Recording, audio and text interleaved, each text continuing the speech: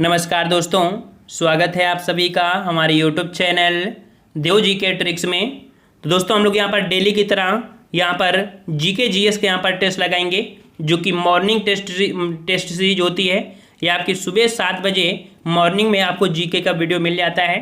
तो मॉर्निंग में आप जीके का यहाँ पर रिवीजन, जो कि 10-15 मिनट का समय होता है, और अगर डेली का डेली एक टारगेट बना लेंगे कि नहीं हमको ये वीडियो देखना है और इस वीडियो से हमें नॉलेज मिल रही है और हम अगर इसे डेली का डेली लगाएंगे तो हमारे एग्जाम के लिए बेहतरीन होगी। और हमने आपको बता दिया है कि ये जीके की सीरीज अगर आप ज्वाइन करते हैं, अगर इस प्रकार के प्रश्नों को पढ़ते हैं तो आप किसी भी एग्जाम के लिए बैठ सकते हैं। ऑल इंडिया एग्जाम, कोई बच्चा होता है दिल्ली पुलिस के डाल देता है, कोई एमपी डालता है, कोई राजस्थान, कोई बिहार, ठीक है। और ये जो आपके टेस्ट पेपर है आपके कंबाइंड है, किसी भी एग्जाम के लिए आप बैठ सकते हैं, ठीक है। तो चलते ही स्टार्ट करते हैं।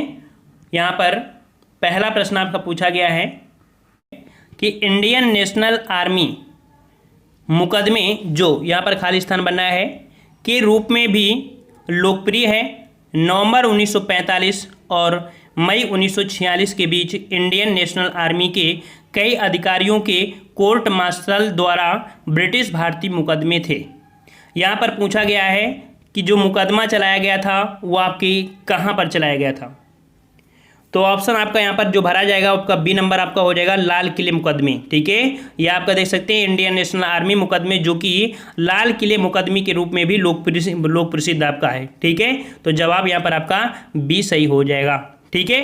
चलिए नेक्स्ट क्वेश्चन आपसे अगला पूछा गया है, कह रहा आपसे कि निम्न मौलिक अधिकारों को उस अनुच्छेद के आरोही क्रम में लगाइए जिसके तहत वे संविधान में दिखाई देते हैं। अर्थात यहाँ पर जो आर्टिकल आपके हैं इनको पूछा है क्रम से लगाना है, आरोही क्रम में लगाना है। जैसे कि यहाँ पर देख सकते हैं कि समानता का अधिकार जो होता है यह आर्टिकल 14 से 18 होता है, ठीक है, 14 से 18 होता है। फिर स्वतंत्रता का अधिकार होता है 19 से 22 होता है, ठीक है, स्वतंत्रता का अधिकार 19 से लेके 22 तक होते हैं। फिर इसके बाद यहाँ पर शोषण के विरुद्ध अधिकार जो होता है वह अनुच्छेद 23 से लेके आपके कितने 24 तक होता है। और सांस्कृतिक और शैक्षिक अधिकार ये जो आपका 29 और 30 होता है, 29 और 30 होता है। अब इसकी क्रम में देख सकते हैं कि कौन सा क्रम आपका यहाँ पर सही हो जाएगा। तो यहाँ पर राइट आंसर आपका क्या हो गया भाई, तो ऑप्शन आपका हो गया ए नंबर CABD, ऑप्शन राइट आपका ए सही हो जाएगा। चलिए नेक्स्ट क्वेश्चन दिया गया है कि भारत के संविधान के किसी संशोधन विधेयक को, देख सकते हैं कोई भी संशोधन विधेयक है उसको जो पेश किया जाता है ये आपका कहाँ पर पेश किया जा सकता है। तो याद रखिएगा कि कोई भी संशोधन विधेयक है उसको लोकसभा या राज्यसभा में पेश किया जा सकता है, ठीक है। तो ऑप्शन आपका क्या हो जाएगा, यहाँ पर आपका डी हो जाएगा।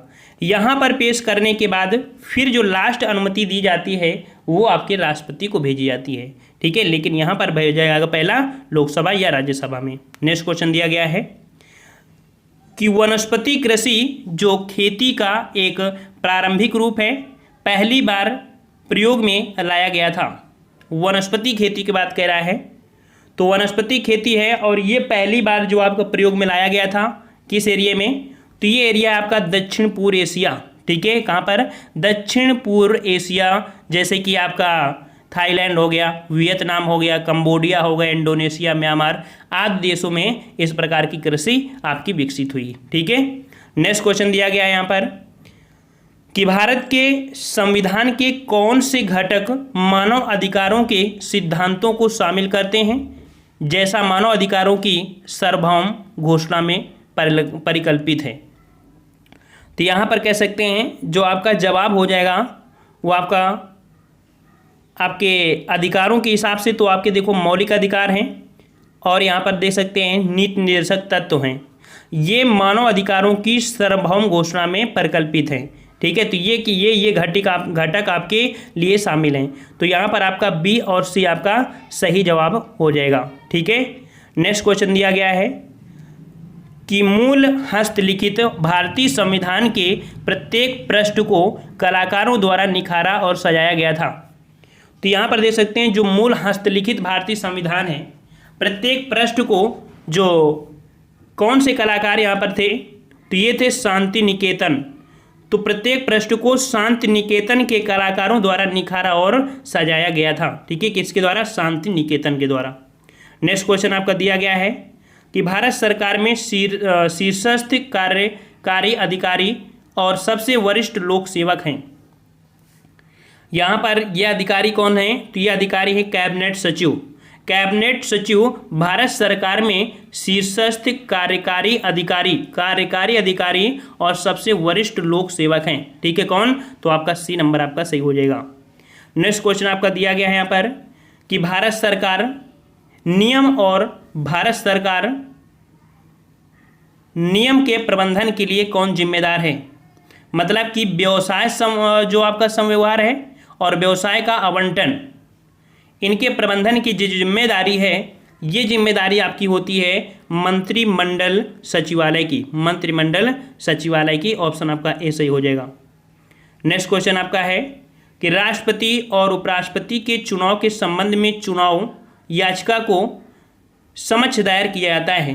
अर्थात यहाँ पर देख सकते हैं कि राष्ट्रपति और उपराष्ट्रपति के चुनाव के संबंध में जो चुनाव याचिका होती है, ये किसके समक्ष दायर की जाती है? 9 का ऑप्शन राइट आपका यहाँ पर याद रखिएगा। ये आपकी सर्वोच्च जो होती है, सर्वोच्च न्यायालय, यहाँ पर दायर की जाती है। आपकी जो भी याचिका होती है, अर्थात कोई भी चुनाव संबंधी विवाद होता है तो सर्वोच्च न्यायालय में होता है। ठीक है, नेक्स्ट क्वेश्चन आपसे पूछा गया है कि राज्य के नीति निर्देशक सिद्धांतों में से कौन सा अनुच्छेद प्रबंधन में श्रमिक भागीदारी को सुरक्षित करने की बात कहता है? श्रमिक भागीदारी को सुरक्षित करने की बात कहता है, कौन कहता है? तो ये है अनुच्छेद 43 का फर्स्ट। अनुच्छेद 43 का फर्स्ट हो जाएगा, ऑप्शन आपका यहाँ पर बी सही हो जाएगा। नेक्स्ट क्वेश्चन दिया है कि निम्नलिखित में से कौन सा विषय राज्य सूची का एक हिस्सा है? राज्य सूची का एक हिस्सा है। तो जवाब यहाँ पर आपका सही हो जाएगा, ऑप्शन आपका हो जाएगा ए नंबर, कृषि आय पर कर। ठीक है, कृषि आय पर कर, ये जो आपका है, ये जो सूची है, ये राज्य सूची में के अंतर्गत आपका आती है। अगला है कि मॉडम किस प्रकार के उदाहरण हैं? मॉडम, तो मॉडम जो आपका होता है वो किस प्रकार का होता है? यहाँ पर जवाब आपका हो जाएगा ऑप्शन राइट, ये एक प्रकार का इनपुट और आउटपुट उपकरण है। यहाँ पर दोनों हो जाएगा, ऑप्शन आपका बी हो जाएगा, आउटपुट और इनपुट। ठीक है, ये मॉड्यूलेटर और डिमॉड्यूलेटर के रूप में कार्य करता है। समझ में आ गया? ये दोनों तरीके से कार्य करता है। ठीक है, अगला क्वेश्चन यहाँ पर दिया है कि किस टेनिस जोड़ी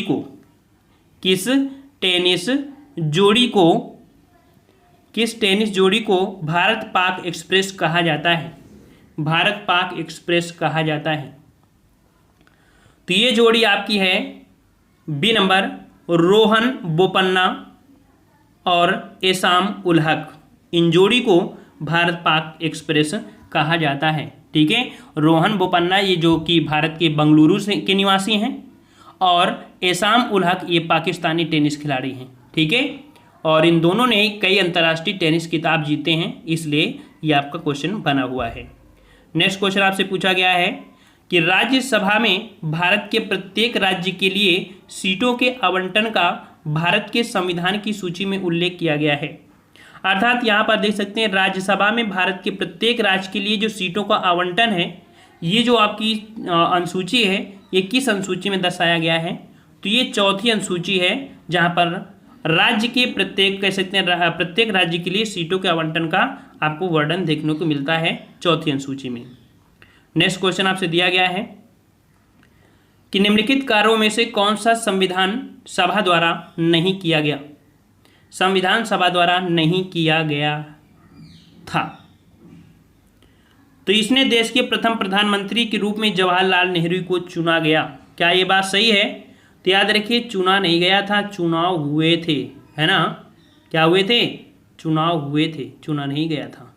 ठीक है, जबकि राष्ट्रमंडल में भारत की सदस्यता का अनुमोदन, राष्ट्रगान, राष्ट्रगीत आदि सभी आपके सही हैं, लेकिन यहाँ पर जो आपका जवाब है आपका ए नंबर आपका हो जाएगा। ठीक है, नेक्स्ट क्वेश्चन दिया है कि मद्रास हिंदू सामाजिक सुधार एसोसिएशन का आरंभ किसकी मदद के लिए हुआ था?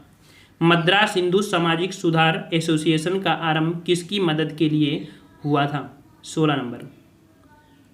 और 16 का ऑप्शन राइट आपका जवाब यहाँ पर आपका हो जाएगा देवदासियों।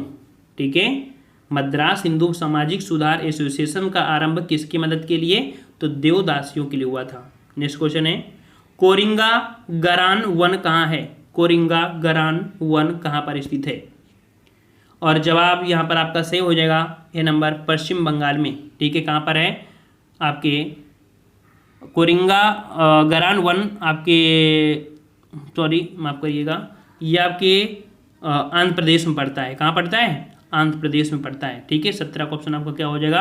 आपका डी हो जाएगा, आंध्र प्रदेश में पड़ता है। ठीक है, और नेक्स्ट क्वेश्चन का आते हैं। क्वेश्चन आपसे अगला है कि समिति के अध्यक्ष होते हैं जिनकी सिफारिशों पर केंद्र सरकार प्रवर्तन निदेशक नियुक्त करती है, अर्थात यहाँ पर कौन होते हैं समिति के अध्यक्ष? 18 का जवाब, और 18 का ऑप्शन आपका यहाँ पर सी हो जाएगा, केंद्रीय सतर्कता आयुक्त। केंद्रीय सतर्कता आयुक्त समिति के अध्यक्ष होते हैं जिनकी सिफारिशों पर केंद्र सरकार प्रवर्तन निदेशक नियुक्त करती है। सी नंबर आपका हो जाएगा। नेक्स्ट क्वेश्चन है कि निम्न में से कौन सी आयकर की गणना के लिए कुल आय में से कटौती नहीं होती है? आयकर की गणना के लिए कुल आय में जो कटौती नहीं होती है वो किसमें? तो ये आपकी होती है व्यक्तिगत ऋण पर ब्याज। व्यक्तिगत ऋण पर ब्याज के लिए आयकर की गणना के लिए कुल कटौती में, अर्थात कह सकते हैं आय में से कोई कटौती नहीं है। ठीक है, व्यक्तिगत ऋण पर ब्याज। नेक्स्ट क्वेश्चन है कि उच्च शुद्धता का जर्मेनियम द्वारा प्राप्त किया जाता है। क्या कर सकते हैं इसमें? तो यहाँ पर देखिए, उच्च शुद्धता का जर्मेनियम क्षेत्र परिशोधन द्वारा प्राप्त किया जाता है। 20 का जवाब यहाँ पर आपका ये हो जाएगा, उच्च शुद्धता का जर्मेनियम क्षेत्र परिशोधन द्वारा प्राप्त किया जाता है। ठीक है, और सामान्य रूप से देखा जाए तो यह जस्ते के खनिजों के साथ प्राप्त होता है। ठीक है, तो इस प्रकार से ऑप्शन आपका ए हो जाएगा। तो आज के टेस्ट में हम लोग यहाँ पर 20 प्रश्न रखते हैं। काफ़ी टफ क्वेश्चन आपके थे, है ना? तो कभी कभी हम लोग टफ प्रश्नों को भी देख सकते हैं ताकि पता चल पाए कि नहीं ऐसे भी क्वेश्चन आपके बन सकते हैं। और यहाँ पर हमने बता दिया है कि अगर आप हमारे चैनल से जीके जीएस की तैयारी कर रहे हैं तो डेली ये टेस्ट लगाते चलिए, आपको हर प्रकार के लेवल में बैठने की क्षमता हो जाएगी। ठीक है, पसंद आया है ना? तो पसंद आया है तो एक बार लाइक करें और साथ में कमेंट करिए कि आपका नाम क्या है, आप किस जिले से हैं और आप पर्सनल किस चीज़ की तैयारी वैसे कर रहे हैं। वैसे टारगेट तो सब चीज़ में होता है, क्योंकि ऐसी सरकार है जिसमें पाओ भाई उसी में हो जाओ, है ना? लेकिन फिर भी नाम और पता जरूर बताइए ताकि पता चले कि कौन बच्चा किस एग्ज़ाम के लिए इच्छुक है, कहाँ से है। ठीक है, तो आज की वीडियो में इतना ही रखते हैं, मिलते हैं नए वीडियो में। तब तक के लिए धन्यवाद। जय हिंद, जय भारत।